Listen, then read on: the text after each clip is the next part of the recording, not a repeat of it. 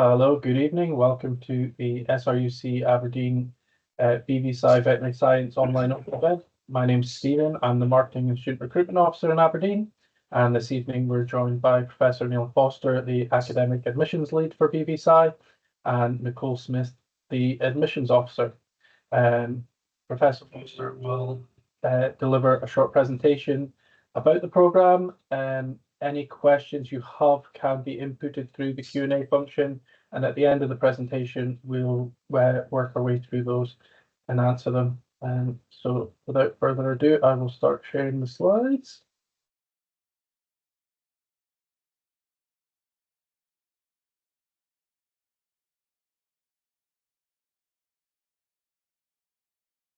Welcome everyone. So I've took my camera off just so there's no interference, that's all. So welcome to open day evening, and I hope you find the evening informative. As Stephen said, my name's Neil Foster. I'm Professor of Immunology and I'm academic lead for the admissions for SRUC Vet School. So in the next few minutes, I will tell you about our goals and how we are different, how to apply, course requirements, and I'll also tell you a little bit about the BVSci course that our students will actually go through the program in general. At the end, as Stephen said, you'll get a chance to ask us the questions that that you want to ask, and please feel free to ask anything. Okay, so in this first slide, we look at the middle panel in blue, and that is the vet degree. So it's a 5-year program, as you can see. Students will leave with accreditation to practice veterinary medicine at the end of the 5 years. The vet school itself is based in Aberdeen, but we also have a significant footprint in Inverness, and this is where we have the Rural and Veterinary Innovation Centre, which is brand new. It only opened last year. We will run electives for our students out of there, and then we either have programs such as the MRes in zoonoses and vet epidemiology. Inverness is a world-renowned centre of excellence for veterinary epidemiology. To the left of the BVSci, down the bottom, you can see HND and HNC in rural animal health. So this is a course which has become extremely popular over the last few years. And the course is designed, so it's HNC, HND, and it's designed to train students to become large animal veterinary technicians when they leave. Large animal veterinary technicians are all over England, but they haven't really caught on as yet in Scotland, and we are actually the first course to run a qualification like this.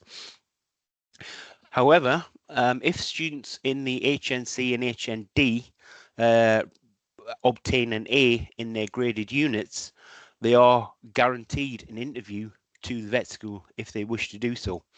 They're not guaranteed entry into the vet school, but they're guaranteed an interview in the vet school. Also as well, what this shows is the amount of various courses that we have which are allied professionals to veterinary medicine. On the right of the BVSci, we have the BSc in veterinary nursing, which we run from 2 campuses. We run in Aberdeen, and we also run out of Barony in the southwest.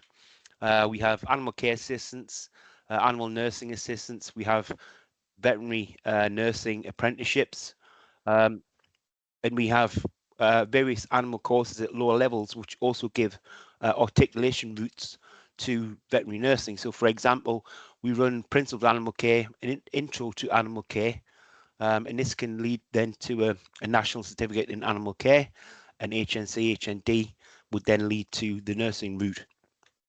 So we really have thought about widening participation, and we really want that, with I guess the sort of people that we want to get who traditionally wouldn't be able to get to a vet school or generally even a nursing qualification. The good thing about SRUC, and particularly at Aberdeen, is that we have all of these students under one roof, as it was, and this is the only place in Britain where that actually happens. And that means we can actually introduce the paraprofessionals around the veterinary course, which means that when we train our vets, they're used to being trained to a certain degree with the nurses, with the rural animal health people who are the veterinary technicians, animal care assistants. So they're used to that team that they would actually see in practice. Can I have the next slide, please, Stephen?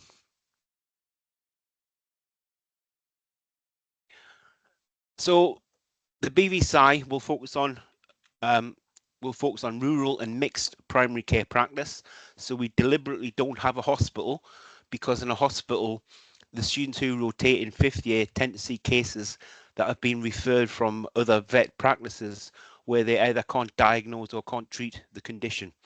So if you rotate through an animal hospital, you tend to see conditions that quite often you would never see in normal practice.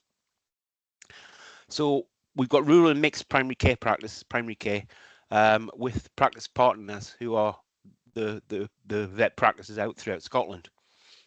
We also have an interest in food security and government services. Some of you may not know this, but SRUC actually holds a government contract for veterinary surveillance throughout the whole of Scotland. And we have about 6 centres where our official veterinarians, essentially pathologists, will carry out postmortems for surveillance of animal disease. Some of these animal diseases, of course, can be spread to humans as well, so they're very important. And one of the centres is in Aberdeen.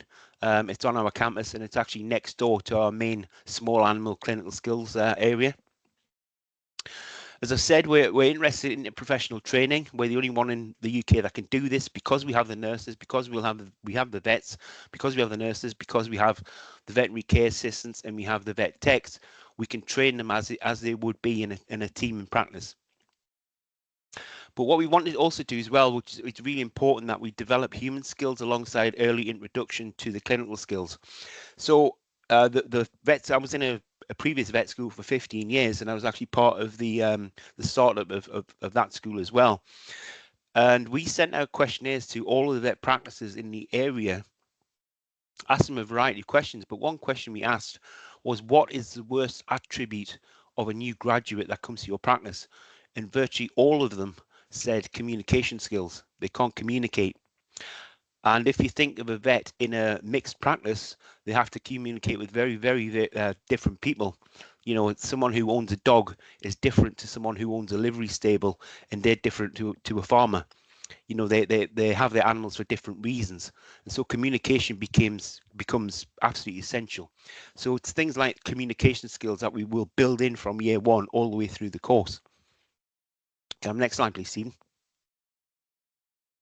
Okay, UCAS application process. Apply through UCAS in a normal way, and the deadline is October 2025. The course code is D100. We also require supplementary documents to be uploaded directly through the website, which you can see there. I'm going to talk about these in a moment, but you submit these at the same time by the October deadline, and these are important for us to assess whether we bring you in for interview or not. I'll talk about them in much more detail in a minute. Next slide, please, Steve. Accommodation. So at Aberdeen, we now don't have our own accommodation block on site. However, we have an agreement with Aberdeen University that our vet students can use their Hillhead student village, which is an absolutely superb facility, much better than we ever had. It has the sports village in there with a Olympic-sized swimming pool. It has all sorts of things that we never had on site. We also provide a bus service, so that if you do live in Hillhead, there'll be a bus in the morning to bring you onto campus, and there'll be a bus in the evening to take you off to campus back to Hillhead. One thing I will say is, though, you can see the email address there for Hillhead. You have to actually apply to Hillhead yourself, because you can't apply through us. It's just an agreement that we have, but essentially once you decide that you want to do that, you then go through the Aberdeen University process, because it's their campus. Apart from that, there's multiple private student accommodation in Aberdeen, and you know, these will have spaces available. The one good thing about Aberdeen, as opposed to Glasgow and even more so Edinburgh, there is student accommodation in the city or around the city. Edinburgh at the moment is getting virtually impossible.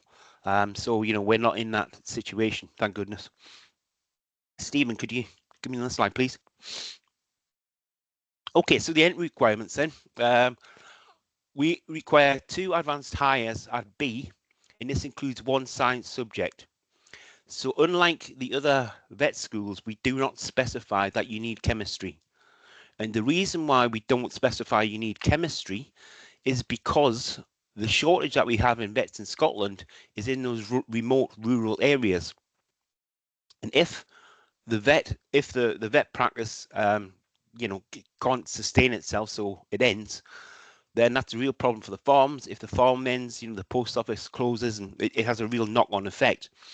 Now, in those remote rural areas, it's very difficult to attract vets to go to them and maintain in the community. But that's the same for certain other professions, such as chemistry teachers. So if we just said you have to have higher chemistry, then there's not much chance that you would actually be able to do that through your school. So we've deliberately said 2 Bs, which again is quite a low tariff compared with the other schools, but you don't need chemistry. So you need a 1 science subject, but that could be physics, biology, or chemistry. You also need 5 hires at AA and 3 Bs. These include at least 2 science subjects. So again, we don't specify it has to be chemistry. The articulation route that I talked about earlier with the HND and rural animal health, you need 2 grades in the 2 A's in the graded modules, and this will guarantee an interview. It doesn't guarantee entry into the BBSI course, but it guarantees an interview. Students who come from this course are very, very well set up to study veterinary medicine, because the course has, as I said, it has kind of 2 sides to it. One is a large animal veterinary technician, but the other side of it is an articulation route into veterinary medicine. So our students that do rural animal health do a lot of blood testing, they do a lot of biosecurity, they do a lot of animal handling. So if they come to us, they're very well set up to study veterinary medicine. Also, as well, we will look at alternative pathways to higher education.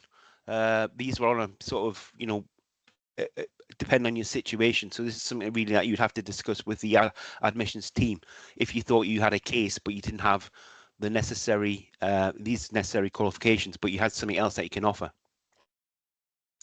We also have contextual offers. So as I said, we want students to qualify as vets and move into remote rural areas, and so therefore we actually look at how remote and rural the area is that you come from, and that is a contextual offer, and that is we will note that for interview and after and during interview as well.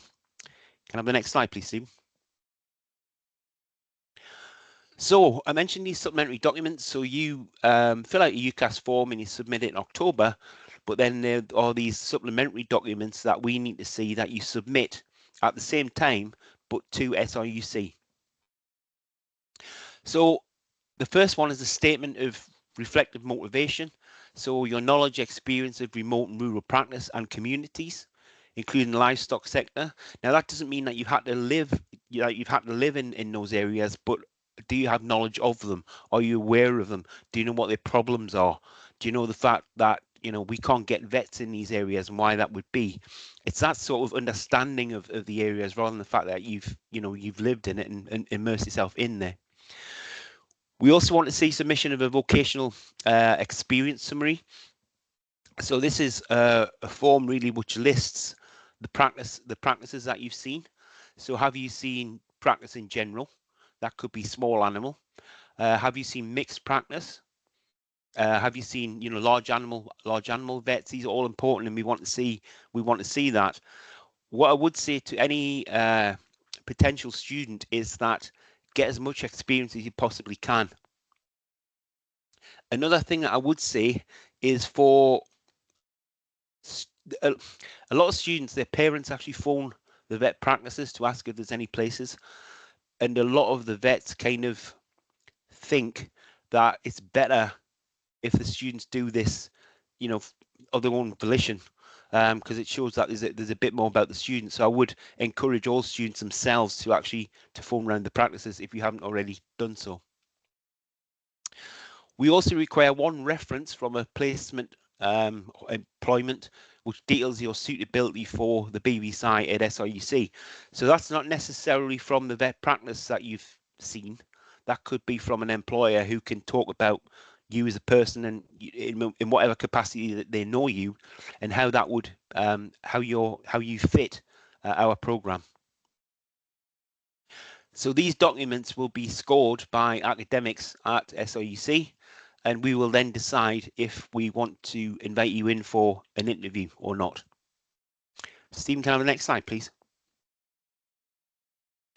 So then the program itself, years 1 and 2, core principles, body systems, functions, abnormalities, and animal industries.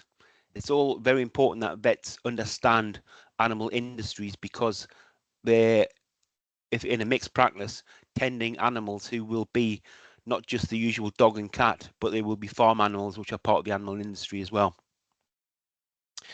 Year 3 and 4 is really understanding of clinical and professional practice, so managing common clinical problems, and hands-on core clinical skills as well. Year 5 is about professional life, and this is when the students really immerse themselves in clinical and professional environments. So in year 5, although the rotations start earlier, in year 5 they will be out in the practices for the year. On the right hand side, you can see vertical themes. So these are some core skills that I was talking about, such as communication, which we build into the course all the way through the years from year 1 to 5, because they're very important. But then we also talk about things like public health, animal welfare, and sustainable animal production. You know, vets have to know quite a lot more than they did in the past now in terms of carbon footprint, and you know the farms have changed quite a lot, and vets need to be up to speed with that. So we will train our vets to do so. Next slide, please, Stephen. Okay, so the final year then, how do we prepare students for the final year? So we aim to have students as prepared for the profession as possible by the time they enter final year. So that means aiming for as near to day 1 competent before they start rotation as possible. So the Royal College of Veterinary Surgeons say that when a student graduates, they must have a list of day 1 competencies. Some of these are soft skills, such as communication skills. Others could be things like they can do fecal egg counts, they can take blood, you know, nothing too complicated, but there's they have to be competent in certain sort of core aspects of the profession. So we will prepare our students as close as we possibly can before they even start their rotations. Then when they start their rotations in the 5th year, they build on that, and it builds their confidence. Can I have the next one, please, Stephen? So how do we do this then? So we introduce clinical and professional reasoning from year 1. So students are exposed to clinical cases and clinical scenarios. And the way this may work could be you have a lecture about calcium during the week, and a lot of times students will sit there and think, why am I getting a lecture on calcium? I don't want to be a biochemist, I want to be a clinician. Well, there'll be a scenario clinical case runs through that week, where we start off on a Monday and you're called to a farm where a cow that's not long given birth can't stand up, and we run through the case until by the time we get to Friday, you then diagnose that the cow has milk fever, which means that all of the calcium that it would need for its muscles to work is actually going into the milk for the calf. And so you've got to give calcium through a bottle. So then that really puts, why did I have that calcium lecture? It really puts it in place, because the science and the medicine are linked, massively linked. And you've got to understand about calcium and calcium metabolism, and the fact that calcium is needed for muscle contraction if you want to diagnose an animal that has milk fever, for example. We will also introduce the interprofessional teaching from year 1. So where we can do it, we can't do it always, but where we can do it, we'll introduce interprofessional teaching so that the vets and nurses rural animal health, large animal technicians are kind of used to what everybody's role is within the vet team. Also as well, we include practical handling of all key domestic species in year 1. Now, it used to be the case that in the first 3 years of a vet degree, you wouldn't actually handle an animal at all. You would do all of the basic sort of science parts, you know, why is calcium metabolism important, and you may do case studies, but you wouldn't actually handle an animal. So our students are handling animals from day 1, and we have facilities apart from Tulloch Farm, which is it's only about 5 minutes away from Aberdeen campus. It's one of our farms where we generally have about 50 beef cattle and around about 100 sheep. It's half organic and half conventional. So that's one area. So what the students would learn there is how to put together a race and how a cattle race works, how a cattle crush works, because we don't really want them handling beef cattle too much, because beef cattle genuinely get handled a couple of times per year, so they can be actually quite dangerous. So how we train our students up there is kind of different to how we train them on site. On site, we have some old Jersey milk cattle, which are easy to handle because they're used to being handled twice a day rather than twice a year. And so these are the animals that the students would actually handle. We also have sheep, and we have exotics. We have a really good range of exotics, and of course they'll handle dogs with one of their partners, which is Mrs. Murray's in Aberdeen, which some of you may know. And so from week 1, they'll learn to handle animals, which is completely different to what the other vet schools used to do. Some of them are coming on board now and kind of realizing that's probably not a good idea if you want to be a vet. We will also introduce key laboratory skills from year 1. So how to use a microscope, how to do a fecal smear, how to count parasite eggs in a fecal smear, how to assess blood in a leukogram. So you're looking at the white cells in blood. What do they look like? How are they different? Do we have high numbers, low numbers? So these are all key laboratory skills that you need in practice. And as I said before, we will deliver a full range of communication skills training from year 1. Come next slide, please, Stephen. Okay, so how we do this, from year 3, the students will participate in intramural rotations as part of the curriculum. So they will still be taught on site, but they'll also be out within practices and do some rotations within practices. This gets them used to practice for when they enter 5th year, and that's all they'll do in 5th year. Intramural just means that it's happening during course time, essentially. So year 3 then relies more on the observational clinical learning, but also as well the front of house skills. So, you know, as I said, if in a vet practice, everybody is important. So what does a receptionist have to know? What's a receptionist's job, for example? They would be the key front of house skills that all vets really should know, and probably too many of them do not. So year 4, intramural rotations, again, will embed students in a range of clinical settings to gain exposure to key veterinary practical skills. This is where you really see a lot of practical skills out in practice, as you might expect. By the time we get to year 5, and it may be introduced actually earlier than that, but certainly year 5, you generally have directly observed practicals.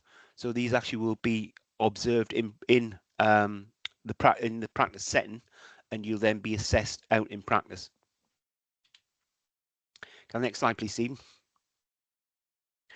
Okay, so how do we do this? So if we look at whether we talk about pathology, production animal, equine, or companion animal, there's kind of different ways in which we do this. And our students will learn all of these, but for these different types of animal. So, you know, if we look at equine, clinical examinations, lameness, vaccines, dentistry, castration, blood sampling, etc., will all be required before they go out into practice. I'll let you read the rest yourself. Companion animal consultations, diagnostic imaging, surgery, spay, castrate, lump removal, dentistry, and for exotics, we need health checks. So all of our students, even though I said, you know, we're really aiming at mixed practice, large animal but mixed practices, all vets have to be trained in medicine for exotics, so snakes and reptiles, that sort of thing. As I said, we have a good range of exotics actually on campus. So by the time they get out of practice, it won't be the first time they've handled them or seen them. And next slide, please, Stephen. Okay, so distributed learning benefits. So as I said, we've got a distributed learning model, which a lot of the vet schools are beginning to adopt now. Now, what this means is that we don't have a teaching hospital, but there's good reason for that. If you have a teaching hospital, then you tend to see cases which you wouldn't normally see in practice. So the distributed learning model is one benefit, is that students see what everyday practice is like, whether it's a mixed practice or whatever the practice happens to be, but they'll see what a vet deals with on a daily basis. So they'll be in a distributed learning benefit model. I mean, they'll will be embedded in practice life. They'll have this hands-on experience. They're mentored by veterinary surgeons, traveling various places across Scotland. There will be a buddy system in place as well, and this offers great employment opportunities. Now, our students actually haven't got out to do that yet because we're only just getting through the first year cohort. But I had 15 years experience at a different vet school where this same model was applied, and I can say hand on heart, probably 80% or more of our students actually ended up being employed by the practices that they actually saw when they were doing these rotations, because they just got used to them and they knew what they could do, and so they employed them. So it really has employment opportunities by this model are really excellent. And next one, please, Stephen. So the intramural rotations there for within the 5th year, you can see you got equine practice, production animal practice, small animal, remote rural, veterinary public health. As I said, that's really important to us. It's a requirement, a legal requirement, that we need vets in abattoirs for a variety of reasons. One of them is not just animal welfare, but also introducing human disease from the animal food chain. Very important. I did say about we won't have a hospital, but we will still partner with referral practices. So you would still see experience those high-end surgeries which the normal practices can't deal with. So that opportunity is still there. The elective that you can see at the end, so we currently run electives out of Inverness, and we already do this for Glasgow and Edinburgh Vet School. And so we have a whole range. We teach them at Inverness, but we also have them out in practices around the Highland area, around the Inverness area. So we've got good experience of already doing this, and of course this will then be offered to our students as well. Can the next one, please, Steve? Okay, so we need 10 weeks animal husbandry extramural studies and 20 weeks EMS required by the Royal College of Veterinary Surgeons. This has changed quite a bit since 24. Yeah, it was 24 when they changed this. There used to be a higher requirement for EMS generally, and also as well, EMS is always done in holiday time. Now the problem with that is, as you run through the years and you've got to do EMS on different species, sometimes it can kind of build up. And I've known many students who, for their whole summer holiday, they're doing EMS, so they're not getting a holiday really in any way, which isn't ideal. We don't want to do that. So the first thing to say is that the placements will be outcome driven, so we want them to be designed by the students if possible. Obviously, we won't just leave students to it themselves, but it'd be nice if a student could sort of look at areas of medicine that they want to go into and maybe sort of decide that they want to do more EMS in certain areas. But it includes weeks within term time, so this allows EMS outside of the holiday. So I said so this is really a mixture. It won't all be within term time, but you can see therefore then I mentioned extramural studies and intramural studies, but our idea of EMS generally is a sort of mixture, because some of it will be inside of term and some will not.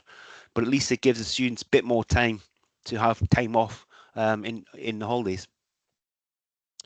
SRUC also as well has a number of farms across Scotland. We have something like 7 campuses across the whole of Scotland. We have a farm at Aberdeen at Tulloch Farm, but we have a dairy unit, a pig farm. You know, we have farms scattered across Scotland, and we really want to utilise these farms because they not just provide placements but also accommodation.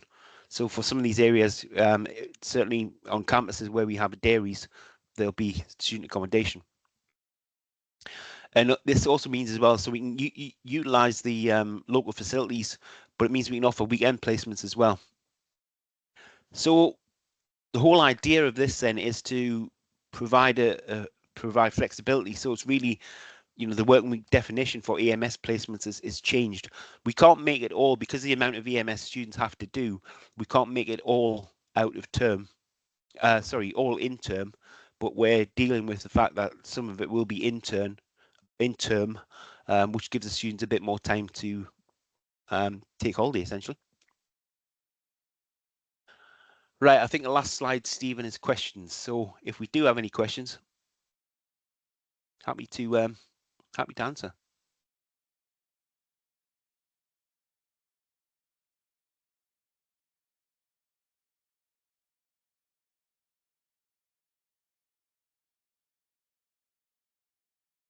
Thanks for that, Neil. Yeah, there's a couple of questions up already. The first two are both the same. It's what do you require for A levels? I'll bring Nicole in for that one.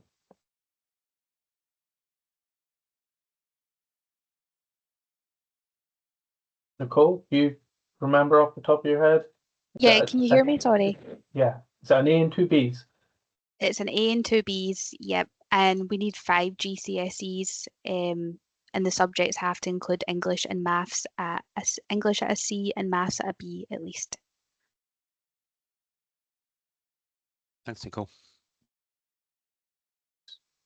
So your A and BB has to include 1 science subject, and for the A levels that can include maths as well. Perfect. And someone's asking, when are your open days? We've got one on March 15th that's up on the website at the moment. We'll have a morning session and an afternoon session for that one. There are other ones planned for June, August, October, and June, August, and November that aren't up on the website yet, but they will be soon. I think what I would say as well, that even if you've attended this online open day, if you get a chance, come and see facilities that we have. So a face-to-face open day gives you the chance to actually do that. Can placements for EMS be conducted outside of Scotland? I would have to check this out, but I think the Royal College now says no. They used to be, but I don't think you can now.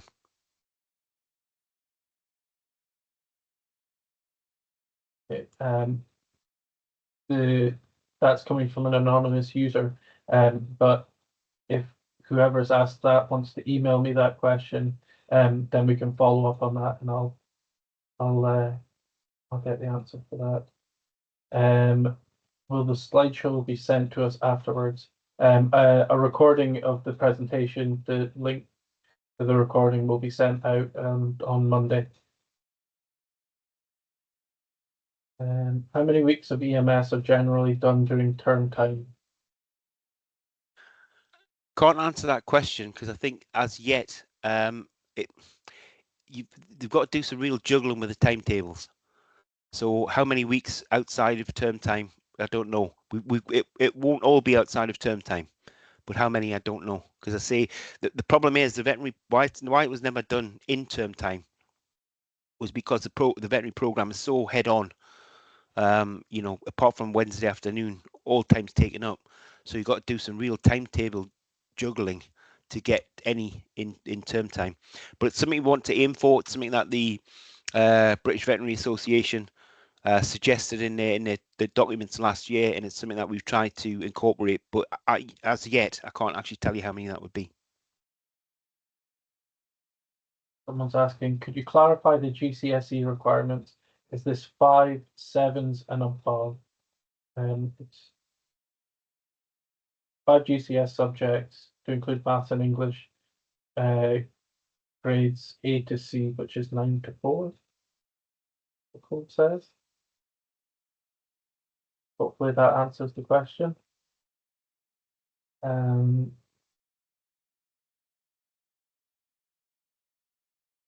No other questions at the moment. We'll wait a couple of seconds and see if there's anything else. Oh, there we go. Sorry, did you say that EMS has to be done in Scotland only? I live in England. Well, so the conversation I had last week with the dean, we were talking about this, and I happened to say that I actually had a student whose father was in the RAF, and we're based in Portugal. So she used to do her EMS in doing it in the holiday times, but she would be out in Portugal because that's where she'd be going back home. And when I asked about this, I think Caroline said that the college now have changed it so that you can't do that. Now, whether that is outside of Scotland, but not including England, I really don't know. No, and anyone that has a question about that, email me and I will we'll dig into it and get an answer for everyone. It's only just changed, essentially, because previously you always could do that. There could possibly be more information about it on the RCDS website, if anyone wants to go and have a look around there. Someone's asking, do you have any sports teams? So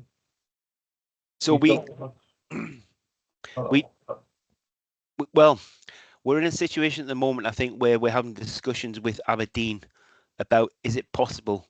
So you can join the sports teams at Hillhead, but at the moment you can't. If you wanted to play rugby for a university team, you couldn't play rugby for Aberdeen University. And I think we're looking into, could that be changed? But there's lots of sports teams. You can play rugby for sports teams without it being the university. That's what I mean. Yeah, there's community teams. I think the closest one to campus is Dice Rugby Club, which students can try out for.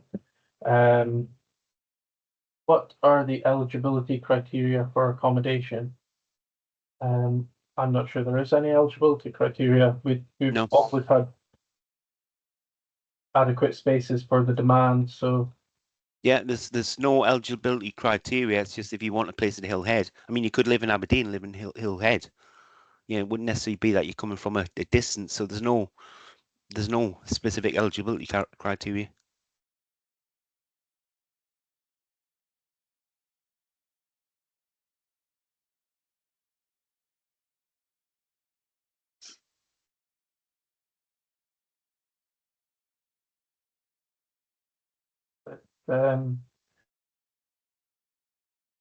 looks like that might be all the questions for the moment. As Neil mentioned, if you stay at Hillhead, you get access to certain clubs and associations from Aberdeen University, and you also get a membership for the Sports Village, which has the pool facilities and the gym, and they've got squash courts and things like that that you'll have access to. I think it's a reduced fee as well, Stephen, because I think we have a special deal with them for the Sports Village. If you're resident at Hillhead, you get a membership included. Otherwise, you'd be eligible for a student membership, which is I think it's £30 or £40 a month or something like that, which is a lot less than some other gyms in Aberdeen. Yeah. It doesn't seem to be any other questions. So I think we will just leave it there. like I mentioned, the recording will be sent out on Monday. If anyone has any questions that they come up with after the event, just email them to me. I can pass them on to Neil or to any other members of the academic team. And I will leave it to Neil to say thank you. So, yeah, thanks everyone for listening. Hopefully, you're more informed than you were before the call. And as Stephen said, we'd be more than happy to answer any questions that you may have, because it may well be that you can't think of a question right now, but you may do over the weekend, for example. So more than happy to answer them. Thanks everyone. Thank you.